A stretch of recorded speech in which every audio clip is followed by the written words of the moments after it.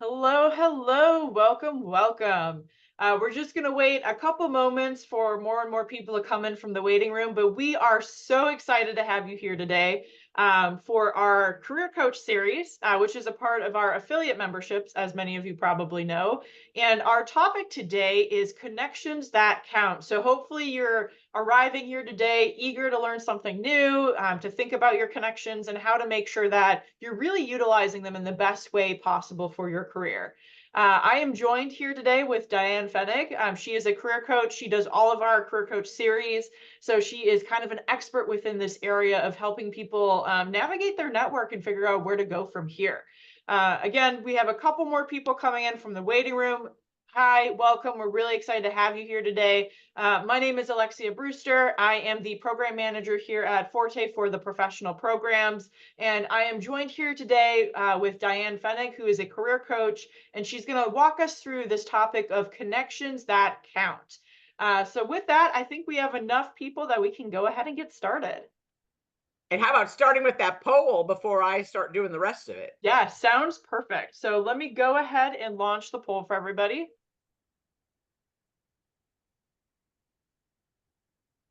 All right, so everyone should have access to the poll. Yep, I'm seeing people start to answer the question. For those that might not be able to see it, the question is it hardest to start a connection, keep a connection, or both? All right, so I'm going to give it a couple more seconds. It looks like most people have filled it out, but just in case, we'll wait another moment or two, which is awesome. But again, yeah, for those that are just arriving, welcome, welcome. We're so excited to have you. We're in the process of completing a poll before we get started on this topic of connections that count. Okay, and then I'm going to go ahead and end the poll now. So it's a little bit of both. Okay, Mhm. there we go. So with that, I am going to go ahead. It's helpful to know where people are kind of in this because some say, oh, it's so hard to start, and other people say it's hard to keep. But I think it's that combination that really is the magic here. So the secret sauce. As I was telling Alexia before we get started, I was a Girl Scout a long time ago, and we sang this song around the campfire. Make new friends, but keep the old ones. One is silver and the other gold. So, very important that you understand there are two different kinds of connections. So, watch out. So, you know you're going to get sung to this morning. I think the very first thing I want to remind people, and especially as we're coming off some really dark and hard months, we got to check in with people. And a huge part of your connection is checking in with people. Right now, checking in with people who live in Florida or that have been affected by these crazy hurricanes. Checking in with people that you haven't heard from in a minute. And you can check in with them lots of different ways. If you're connected on LinkedIn, you could do a private message. I don't know that I would be checking in publicly on LinkedIn, but I saw someone do a check-in today saying, I'm thinking about my Florida people. I would welcome see you check in as you can. Because again, that's what we do. Let us not forget with our current connections. I don't want you sharing a memory card at a funeral. I would rather you share your memory with your current connections now.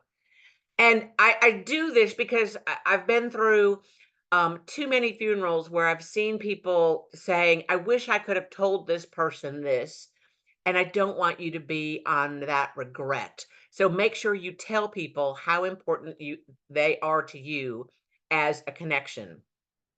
Never forget that our connections, we're always trying to lift each other up. And how do we do that? Each connection will be lifted differently. You've got to know your connections and know what's important to them. Kind of along the line of the idea I shared earlier, tag someone on a LinkedIn post. Maybe a post comes through and you say, wow, I really like that post. It really spoke to me. Respond to that post or repost that post and tag some people in your network that have done that for you. And the beautiful part about that is it connects some people that maybe don't know each other, But it also kind of gets you out there in that LinkedIn space, promoting others and elevating others. And it makes everybody feel good. And it doesn't take that long to do. Again, with your current network, this is such an important way to kind of elevate them, especially as you noted something that you say, this reminded me of you. You got to say congratulations. And again, our fun friends at LinkedIn have helped us make this very easy. You can congratulate someone on a work promotion publicly, but maybe they're not one that want that public praise. You could do it privately. You could celebrate a huge project that they are finishing in their role. Whatever it is, it's so important to, again, acknowledge other people's work because you need your connections, but it's nice to kind of keep them that you're more top of mind. And if you keep doing these kinds of things, it's amazing how you will stay a better top of mind. Working with you is awesome. How often have you told your peers that you really appreciate them? But don't just say, you're great to work with. Give them real specifics about why it is they are someone you like to work with. You always deliver on time. You always over deliver. You have a great spirit. You always pull your weight. You're not shy to raise your hand to say, I think we're missing this. And this person has kind of been MIA in this project because that helps you be a great team. So help people know why they're awesome to work with. And especially if you do a lot of online work, which many are doing right now, and you're working remote a few days a week, make sure you still reach out to your teammates and tell them how important they are to your projects. Within LinkedIn, do you realize that you could do a letter of recommendation that would be posted on someone's LinkedIn site? Most people don't realize this because many are kind of have stopped doing this.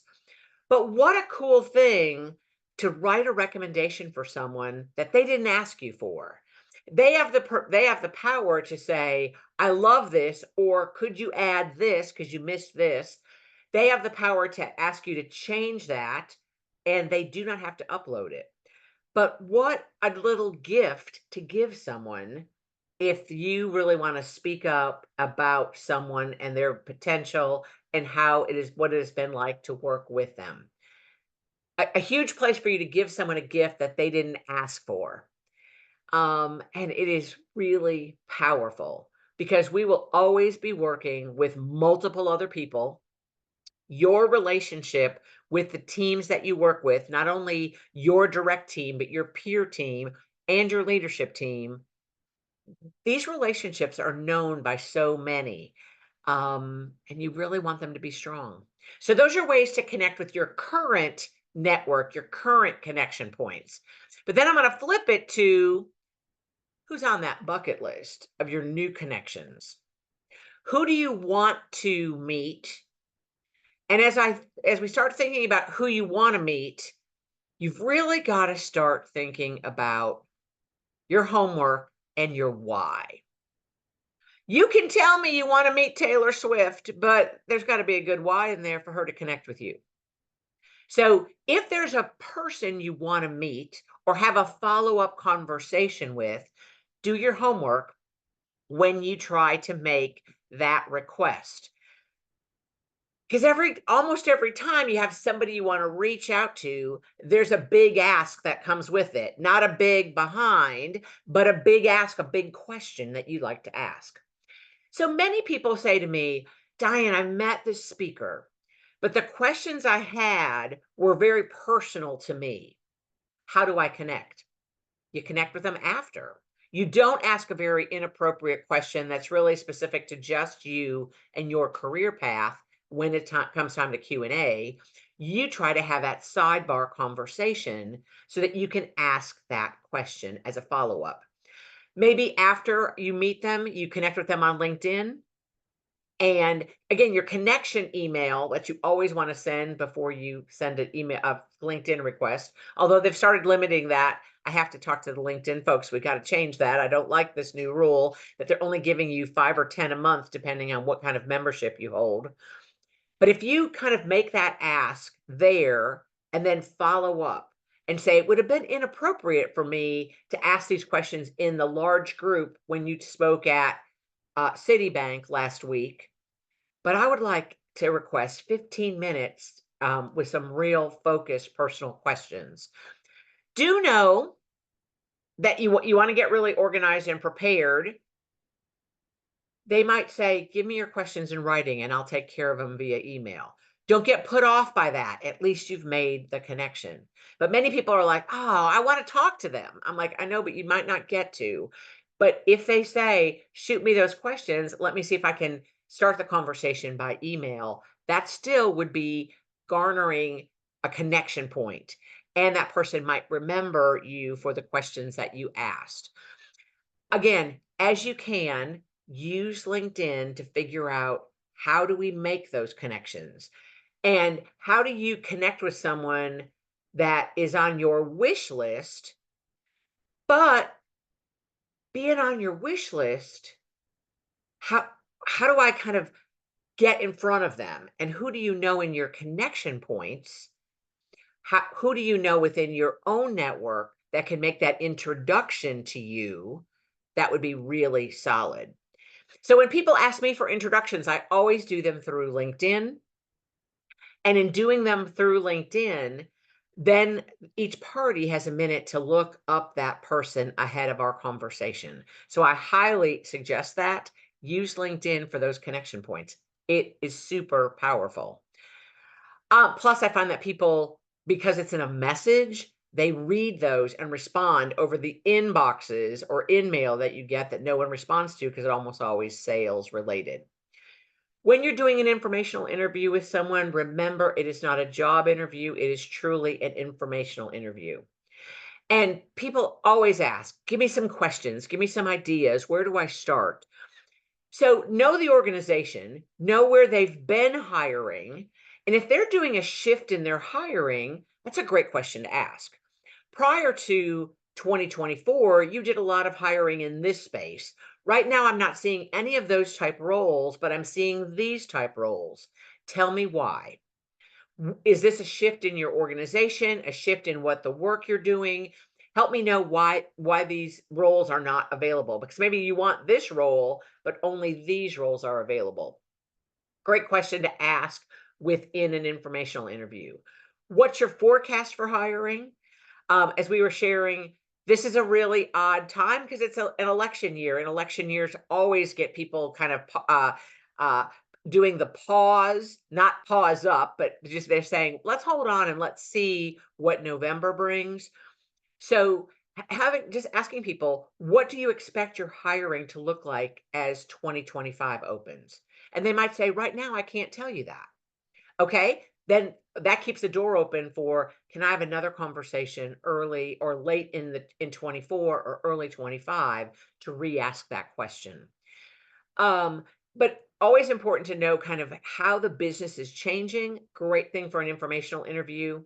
And if someone's been at an organization a number of years, asking them a question, what's kept you here or kept you there for as long as you've been? And garner from that what some of their path was, which you should know by your homework, and see if that is still the case. Because if they tell the story, I've been here for 20 years, and here's the things I've been able to do across my career, you can follow that up with, is that continuing to happen? Or does that look different right now? Again, helps you know what is the culture of that organization going to look like. Never forget, networking is not about collecting contacts. When people say, I've got 15,000 connections in LinkedIn, that doesn't do anything for me. It's really about planting relationships. And if you know anything about gardening, you got to do some pruning, you've got to do watering, you've got to fertilize, you've got to keep connected in your garden. Because without staying connected in your garden won't look good. One of my colleagues this morning posted, remember, for the networking bank, deposit before you withdraw. I loved that. It was just out there this morning, and I said, that's so important. How can you make a deposit before you go and ask for something, which is usually where people start? Keep in mind that you want people to appreciate, and you want to show appreciation and gratitude for people making the connection. And I couldn't help but put that in there because it had pumpkins on it, because it's that time. And Thank the people who've rekindled the inner spirit within you, which is again your contacts. Don't forget to say thank you to that group of people because they are so critical to your success. And remember camp. Make new friends, but keep the old ones. One is silver, the other gold. So, with that, I've got my resources for turning cold emails into warm introductions um, from LinkedIn, of course, because that's a great location for many of my resources. I do love LinkedIn, it's a great place to get started. With that, let's turn it over to questions, which we always leave time for. Where's my Alexia? I am right here coming back on screen. Yeah, if anyone has any questions for Diane, this is a great opportunity. I do see one coming in for sure. Please feel free to put them preferably in the Q&A box, but if you do put it in the chat, I'll do my best to manage that as well. But Diane, the first question that came in is from someone who has mentioned they've had a handful of informational interviews where the person ends it asking, "What can I do for you?" And they've struggled with finding the balance of what's an appropriate ask for what they can do for them, and not wanting to overburden them. So just like general advice on what are the best practices for what to say here, and knowing where that line actually lives. It's a great thing to be asked at the end, what can I do for you? So what you might say if you're like, if it catches you off guard, which it should not, because again, generous people are going to say, how can I help you? Um, you might say, I think I'm going to have some ideas of some people I'd like you to make an introduction to, help me with some introductions. But let me go and do some homework now based on our conversation so that I can kind of whittle that down to a list that I think would be appropriate based on our conversation. Um, don't the hardest thing is when people say, "What can I do for you?" And people say this to me all the time. Diane, would you just keep me in mind when a great opportunity passes your desk? Okay, let's get the binoculars out. It's hard to keep up with what's a great opportunity for everyone, so but people always say that to me and it's so empty. I'd rather it be more focused. So if someone says, "What can I do for you?" Introductions are usually a place where I would go. But if you don't have a really good idea, you might say, "I'm thinking about some introductions to some people in the marketing group, but let me do some more homework and come back with a cleaner list." That would be, I think, an appropriate. So you're taking the onus of doing more work. Um, And then sometimes there's introductions that you would like them to make outside of their organization. And what you might say is, I would like to do some review of some of your LinkedIn connections to see if there's some other folks outside of your agency that I might also welcome introductions from. But again, until you have that offer, it would be presumptuous for you to say, "Here's my top 150 people I want you to connect me with." That would be that would be way too many. I mean, 150, you're not going to say to someone to go do that. I hope that helps of some ways. And again, if you're not prepared, how can you keep that door open so you can come back with some homework, but do it in a timely manner? Don't come back 2 years from now going, okay, wait, you told me you're going to help me. Here's what I need now. I'd rather it be a little more timely. Mhm. Yeah, I think that honestly, that's a great advice. Is just start with intros, because that is something that doesn't have to be a big lift for the other person that you're having this conversation with. We do have a lot more questions that just populated in the Yeah. Q&A. So I'm going to try to get through as many as we can before we hit, I think, 12:45 Eastern time when we officially will end the program. So a question that came in the chat is, how do you keep track of your connections and outreach? It's wonderful to have a large professional network, but I get lost keeping up with everybody. And so this person says, like, do you make a spreadsheet, or like, what are some tips to make sure that you're remembering to keep up with everybody you want to keep up with? That's a great question. So after an event, so maybe it's after, and I always remind people, do this in chunks because if you try to do it all at once, you'll be overwhelmed. But maybe you come back from a meeting and you want to connect with the people that you met. I would suggest making that connection through LinkedIn because it's still the most powerful network. But there might be some people that you say, I want to make sure I don't want to lose touch with these folks.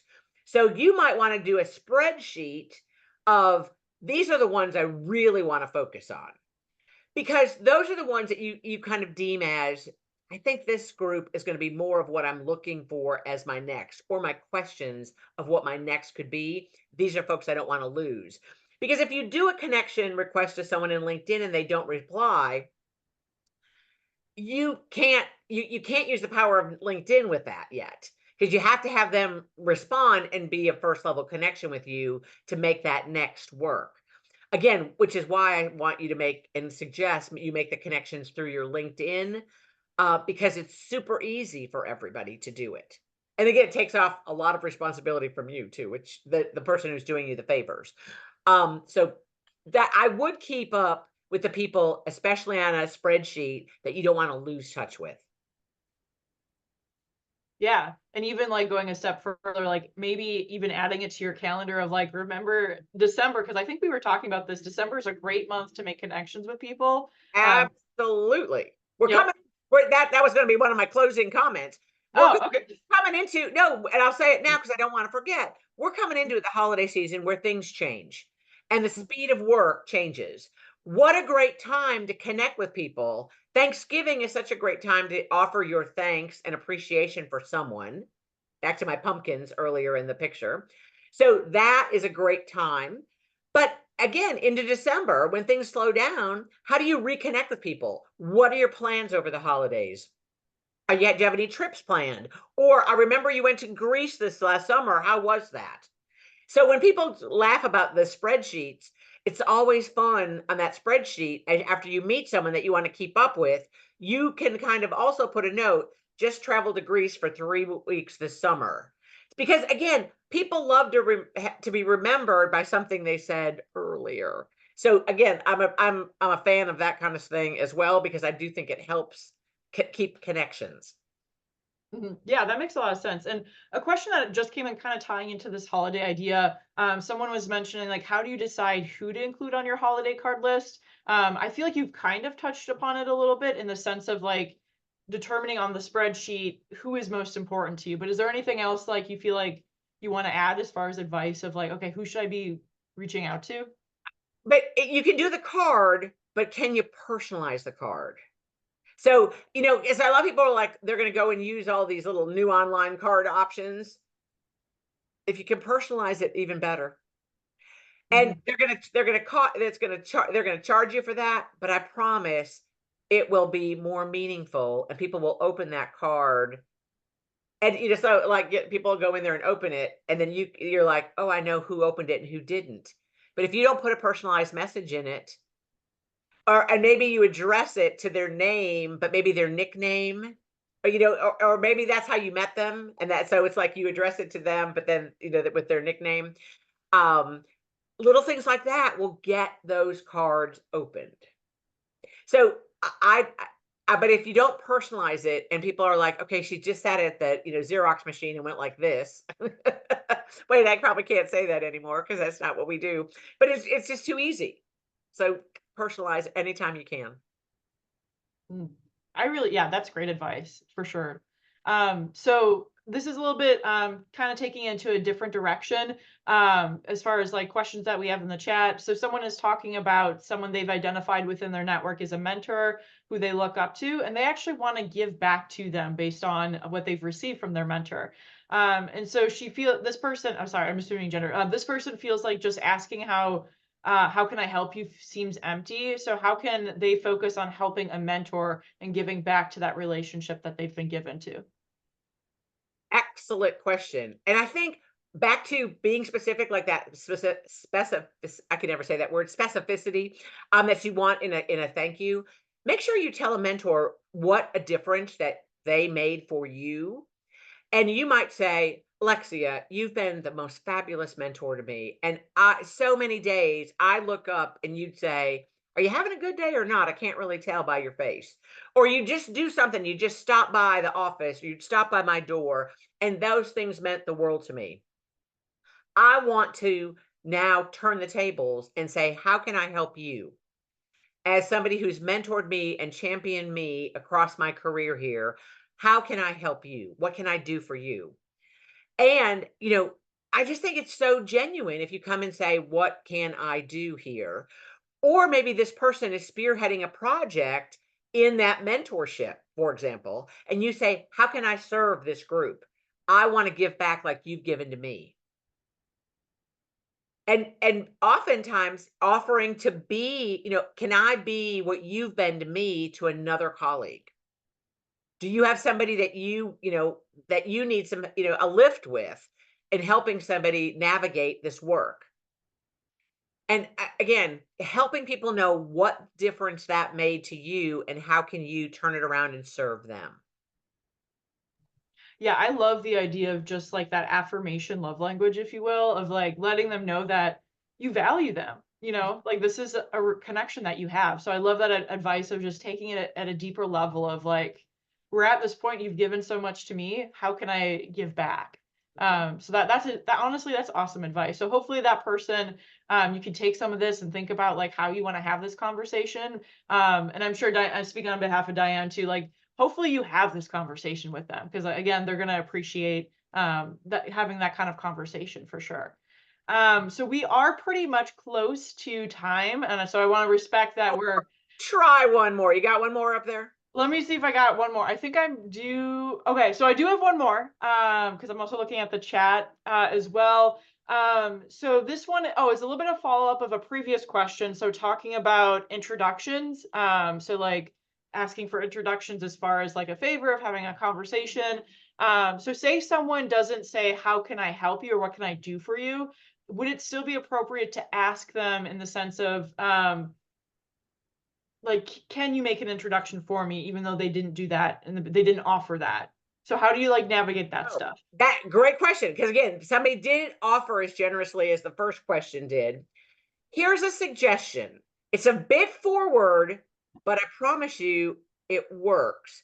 If I'm asking someone for an introduction and I'm getting, well, kind of a little bit of a, I don't know where they stand on this. Would it be helpful if I wrote up the why and something that you could kind of let me write a note to you so that you could copy and paste and forward it on to this person to take the onus off of you? All you got to do is really be the conduit between this introduction. And I really appreciate when people do it.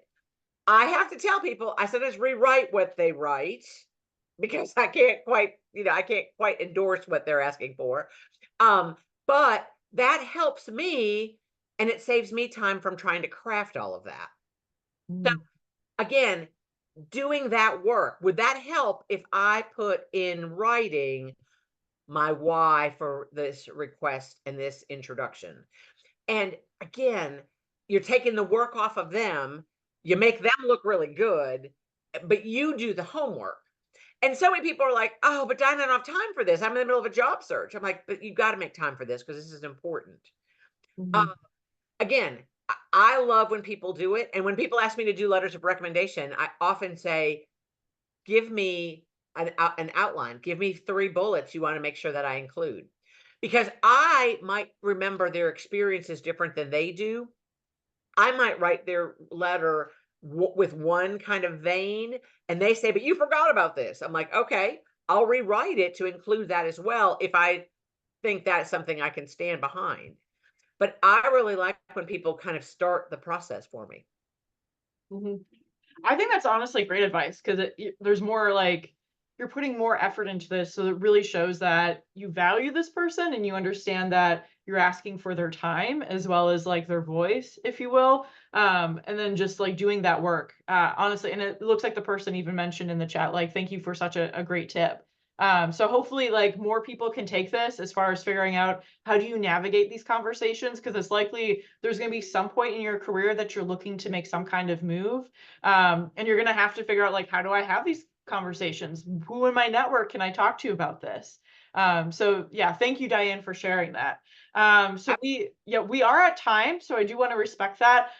So thank you all for being very engaged, for asking a ton of questions. I know Diane always appreciates it.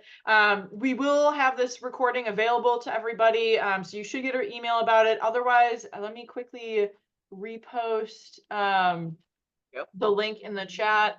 All right. So if you're interested in receiving the recording or viewing it, we will post it live on the website as well. So you'll just have to log into your Forte account in order to access it. So that link that I put right there, you'll be able to go in and see this recording in case you need any refreshers, because I'm sure at different points of your life, you'll need to know about stuff like this. So I believe that's pretty much it from my end. Again, Diane, thank you so much. I don't know if you have any final words of wisdom. People can connect on LinkedIn where you can use that personalized message, because I just get people all the time on LinkedIn that want to connect, and then they want something right after it. You really don't want to do that. That's pretty shallow. Mhm. Do that. Yep. So yeah, again, use LinkedIn to your power, but also like be mindful of how you're using it, because that does impact how people will view you. So that's a really good way to kind of just like leave how you can make these connections. There we go. Somebody said they can't find me in LinkedIn. It's just Diane Fennig. I'm the only one, so it's Yeah. pretty easy. Fennig. Everyone always misspells my last name, and that's why people can't find me. Yeah. So this is how I don't have Diane's link handy, but that is how you spell Diane's name. So hopefully this helps you in your search for trying to find her on LinkedIn. Mhm. I think we can do it. Thank you, Alexia. As always, Yep. I love when you bat me the questions. It makes life so easy. Yep. Of course. All right. Everyone enjoy the rest of your day. Mhm. Absolutely. Bye.